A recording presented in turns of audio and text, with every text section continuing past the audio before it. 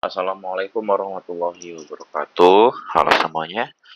Perkenalkan nama saya Muhammad Putra Padliansah dengan NIM 0559139955, mahasiswa Sistem Informasi Universitas Terbuka Jakarta. Jadi pada kesempatan kali ini saya akan mempresentasikan hasil tugas 3 mata kuliah data yang mencakup dua bagian praktikum, yaitu praktikum transaksi dan praktikum basis data terdistribusi. Jadi langsung saja kita mulai. Sebelum masuk ke materi inti, izinkan saya memaparkan agenda presentasi kali ini. Terbagi 5 bagian utama. Yang pertama itu kita membahas pendahuluan yang berisi latar belakang dan tujuan praktikum. Kedua, praktikum transaksi ya mencakup perintah commit, rollback, save point, dan transfer saldo. Jadi ketiga, basis data terdistribusi yang membahas konsep fragmentasi dan replikasi. Dan yang keempat, hasil dan verifikasi beberapa output query yang sudah dijalankan. Dan kelima, kesimpulan sebagai rangkuman dari seluruh kegiatan kita. Pada slide ini, pendahuluan ini ada dua unsur yang ingin saya sampaikan. Latar belakang dan tujuan praktikum. Dari sisi latar belakang, basis data adalah komponen inti dari hampir semua sistem informasi modern. Transaksi sangat penting untuk memastikan integrasi basis data, terutama ketika ada operasi yang melibatkan banyak hal sekaligus. Selain itu, konsep basis data distribusi menjadi semakin relevan karena kebutuhan sistem yang scalable. Praktikum ini bertujuan mengimplementasikan teori yang sudah dipelajari dari buku BMP ke dalam perintah skill yang nyata. Adapun tujuan praktikum ini adalah memahami mekanisme transaksi SQL, menguasai perintah commit, rollback, dan save point, memahami konsep implementasi dan replikasi data, serta simulasikan basis data secara terdistribusi secara langsung. Sebelum masuk ke praktik, penting kita mengetahui konsep dasar transaksi, yaitu prinsip ASIN. Ya, silakan saya dibaca terlebih dahulu. Dan kita lanjut ke slide berikutnya. Pada saat ini saya akan menjelaskan dua skenario utama transaksi. Dari sisi kiri dulu ya. Ini adalah contoh commit yang berhasil. Skenario-nya adalah mahasiswa dengan NIM 055991, yaitu saya sendiri mendaftar mata kuliah melalui PRS. Transaksi dimulai dengan perintah start transaction, kemudian data dimasukkan ke tabel PRS dan tabel log transaksi.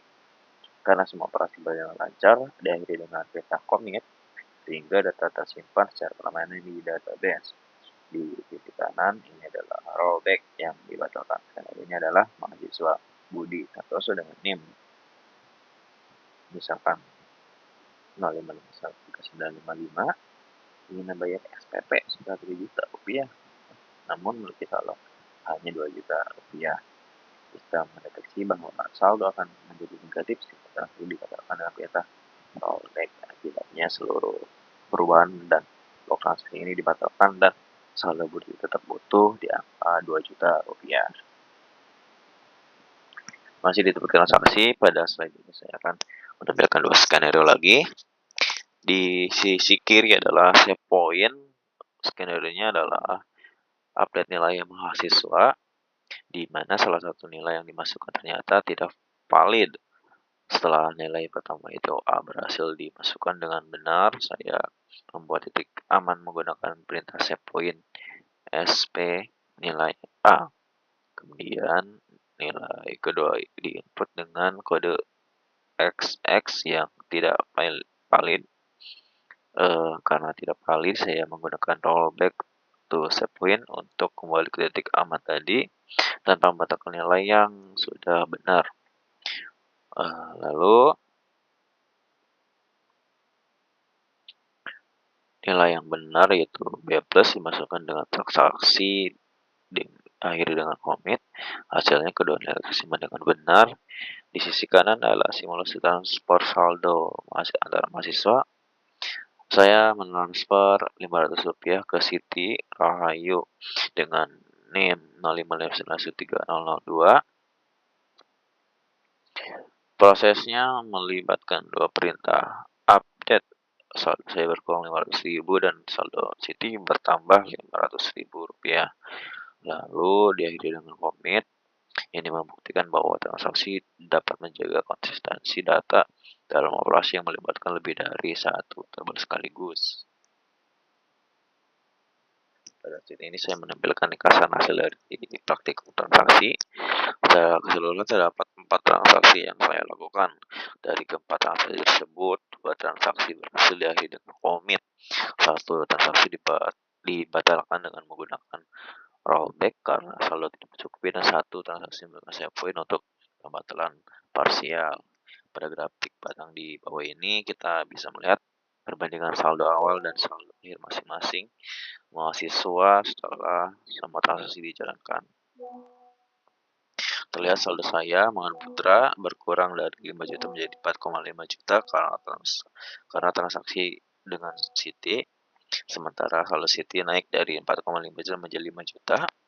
Mahasiswa lain tidak mengalami perubahan saldo karena transaksinya di rollback atau tidak terlibat.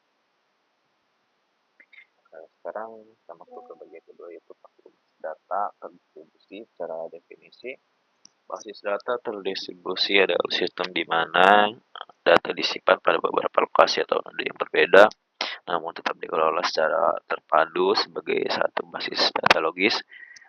Ada 4 konsep utama yang saya implementasikan ke dalam praktikum ini. Pertama, fragmentasi horizontal, data dibagikan berdasarkan baris, misalnya pada jurusan. Ya. Kedua, fragmentasi vertikal, dapat dibagi berdasarkan kolom, misalnya kolom akademik dipisahkan dengan kolom keuangan. Ketiga, fragmentasi campuran, gabungan dari keduanya. Dan yang keempat, replikasi data, membuat salin data di banyak node menggunakan konsep master slab. Nah, pada sini saya akan menunjukkan implementasi dari 2 garis jenis fragmentasi. Di sisi kiri ada fragmentasi horizontal, data mahasiswa dipecah menjadi 3 variabel terpisah berdasarkan jurusan. Node 1 menyimpan mahasiswa sistem informasi, yaitu saya sendiri bernama Andi dan Dewi. Node kedua menyimpan mahasiswa ilmu komputer, yaitu Siti dan Rahayu. Node ketiga menyimpan mahasiswa teknik informatika, yaitu Budi Santoso. Untuk mengkonversi semua data digunakan perintah union all yang menggunakan ketiga tabel tersebut. Di sisi kanan adalah fragmentasi vertikal, tabel mahasiswa dipecah berdasarkan kolom. Node akademik menyimpan kolom NIM, nama, jurusan, semester, dan IPK. Untuk diakses akademik, node keuangan menyimpan kolom NIM, nama, saldo, dan status SPP. Untuk akses sistem keuangan untuk menggabungkan data dari kedua node ini kembali, digunakan perintah join yang terlihat pada contoh query di bawah. Pada slide ini saya mensimulasikan mekanisme master slab dalam basis data terdistribusi. Master di sisi kiri adalah sumber data utama, semua operasi tulis, insert, update, delete dilakukan di sini, serta di sisi terdapat 6 data mahasiswa termasuk mahasiswa terbaru, yaitu Riza Firmansyah yang saya tambahkan sebagai simulasi data baru. Melalui proses aplikasi dari data master secara otomatis disinkronisasi ke node slab di sisi kanan. Node slab ini bersifat read only dan digunakan untuk operasi baca saja, sehingga beban pada node master berkurang. Dan hasil di bagian bawah, data konsisten, jumlah record master di slab sama berjumlah 6. Ini membuktikan bahwa mekanisme replikasi berjalan dengan baik.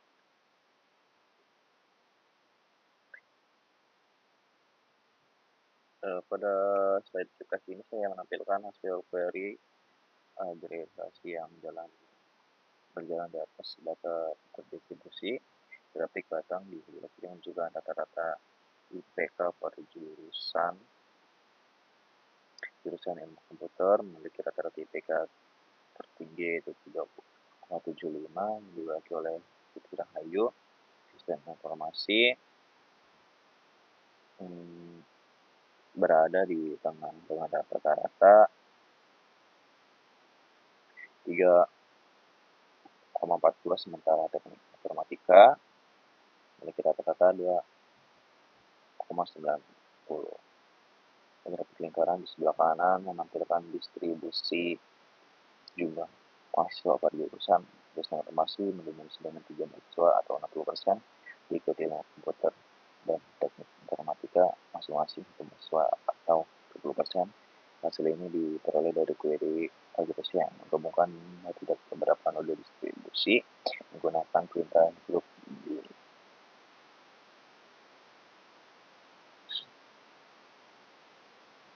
sebagai penutup dijadikan menyelesaikan kesimpulan dari praktikum yang telah saya lakukan. Pertama, mekanisme transaksi SQL terbukti berjalan dengan baik, komit menyimpan, perubahan permanen rollback berhasil membatalkan seluruh operasi ya, saat terjadi error, dan set point memungkinkan pembatalan lebih dari sisi tanpa harus membatalkan seluruh transaksi. Kedua, integrasi data terjaga dengan baik berkat prinsip ASID. Data selalu berada dalam kondisi konsisten meskipun terjadi kegagalan di tengah prosesnya. 3. Basis data terdistribusi dan dapat diimplementasikan melalui fragmentasi horizontal, vertikal maupun aplikasi master slave sesuai kebutuhan sistem. Keempat, konsistensi data antara node master dan slave terjaga setelah proses sinkronisasi membutuhkan keandalan sistem berbasis data terdistribusi. Jadi demikian presentasi dari saya. Mohon maaf apabila ada kekurangan dan salah kata. Boleh dikoreksi saja di dalam kolom komentar. Terima kasih. Assalamualaikum warahmatullahi wabarakatuh.